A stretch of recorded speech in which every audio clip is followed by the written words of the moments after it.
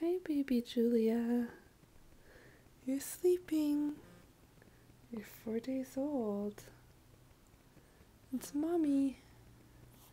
And I just thought I would try to make a little video talking about your birth story so we could document it all before we forget any details. We have some of the highlights on a separate video reel, but basically, let's see.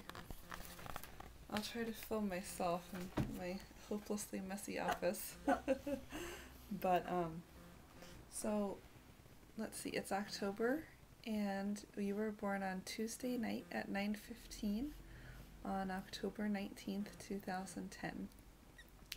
Everybody thought that was a good time for you to be born. You just missed the cool date of October 20th, 2010, which would have been a mirror birthday, but I was also born around 9:15 on the day before a cool mirror birthday, so we started out having something in common right away. I'm 31. I started having contractions while on Sunday. Daddy and I were having a date day. Grandma and Granddad were watching Blake on Sunday afternoon so that we could have some time as just a couple, just the two of us, before our new baby arrived and we were busy taking care of you. So we went to go see a movie at the Crest Theater called Salt. It's a famous, beautiful actress called Angelina Jolie. And I noticed that while I was watching the movie, I felt like I was having contractions every now and then. And I had been having Braxton Hicks practice contractions before that, so having a few contractions wasn't a big deal, but they seemed like they were going on pretty much for the whole movie. And the Crest had these little skinny seats that weren't very comfortable for that, but I tried to find a way to sit forward. I wasn't supposed to lean back because we want your spine to be forward by the belly button, so I tried to lean forward and have the contractions, and it was fine. They weren't very intense. And afterwards, for our date day, Daddy and I took a walk around Paramount Park, and it was by Ridgecrest School. Really beautiful. It's gorgeous. We were getting really good fall weather for Seattle. Just a gorgeous sunny day, really nice and relaxing, and told him that I'd been having some contractions, and we just talked about how exciting it was that you might be coming and what a good time we thought it was. We felt strong and rested, and it's a really nice memory of walking in circles around the park and holding hands with Daddy and talking with him. And after that we went out to Scott's for dinner, and hamburger restaurant. Probably go there a lot with you. And well, they have other stuff besides hamburgers, but I always get a hamburger, and there's a tradition of having a baby after you eat a hamburger in our family, so thought it would be good to keep that up.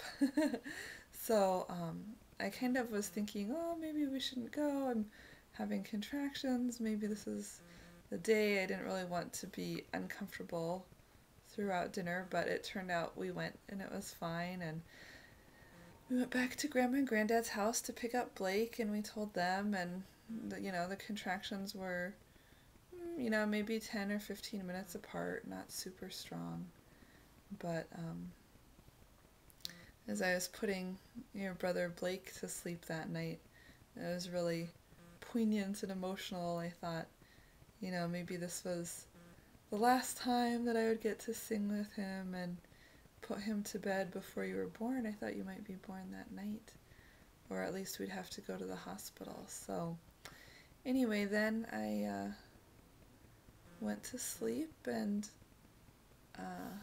you weren't born. The contractions didn't really get closer. I was able to sleep pretty well that night. So then in the morning, we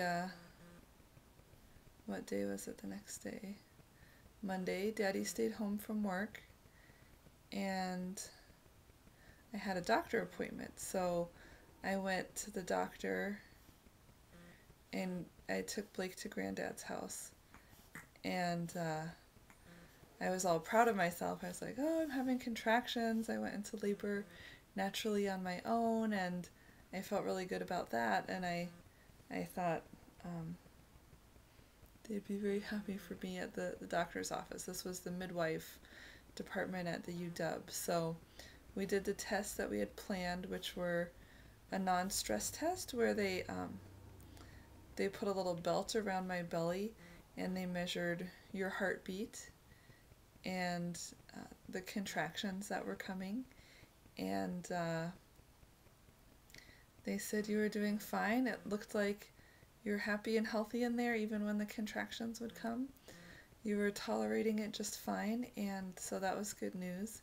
And then I went in for the ultrasound with the midwife, and she said your amniotic fluid, my amniotic fluid, was like, she thought a little bit low. It was 5, and a little above 5, and the cutoff was at 5. So she encouraged me to come in and try to have an induction done with a Foley bulb that night. Like, hey, let's go in, and this afternoon we'll give you some Pitocin, and we'll give you the Foley bulb, and just try to get your cervix more dilated.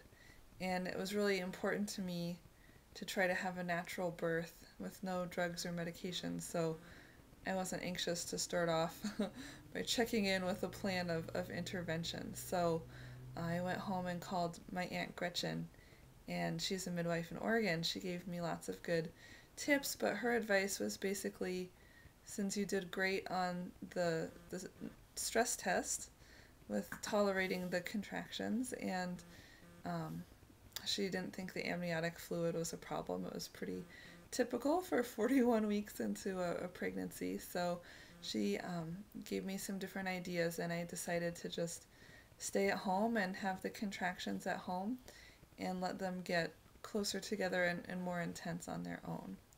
So Blake stayed at Granddad's house for his nap, and I just focused on resting and having contractions, and Daddy went to go get Blake that night, and he picked up some burritos from Chipotle, which you'll probably also learn all about, our favorite burrito spot there. And yeah, so they went to Chipotle and brought home the food, and we ate it. And I think I was kind of uncomfortable then. So Blake mostly went to sleep with Daddy's help, and I took a nice warm bath.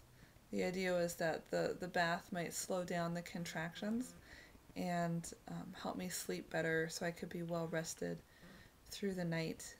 And while I was in my bathtub, I watched Sense and Sensibility on the computer. I watched about half of it, mostly with my eyes closed and sort of hunkered down in the tub, trying again to be on my side rather than on my back so that we could have good positioning so that you could come out nice and smoothly. And that night was a little bit rougher with the contractions. I felt like I was waking up during a lot of the contractions, and about once an hour I would get up and get out of bed and go to the bathroom and lie on the birth ball and try to really focus. I had some image in my head that I would breathe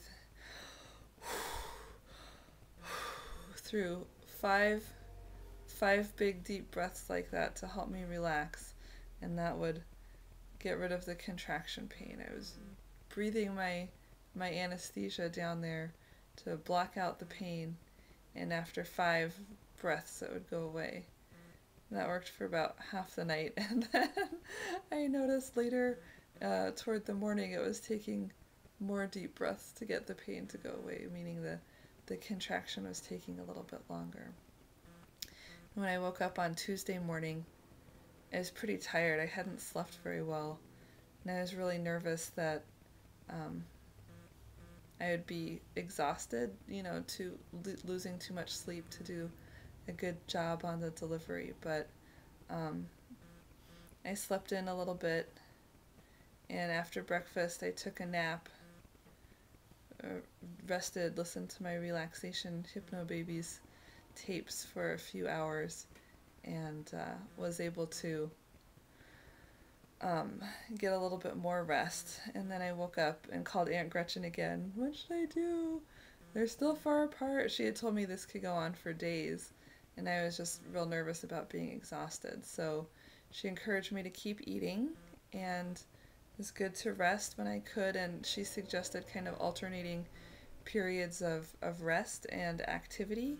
The activity with the idea of moving the contractions along, getting the baby to go down the chute, that kind of a thing, and then the rest so that I wouldn't get too exhausted. So we decided, since it was another gorgeous sunny October day, that we would go take a walk outside. And so Blake got in the stroller and Daddy was home from work taking care of Blake, and we went for a wonderful walk just around the neighborhood. And more really good memories of that. We would stop fairly often, it seemed like. Maybe every 5 minutes or so, I would stop with a contraction and lean on Daddy, and I was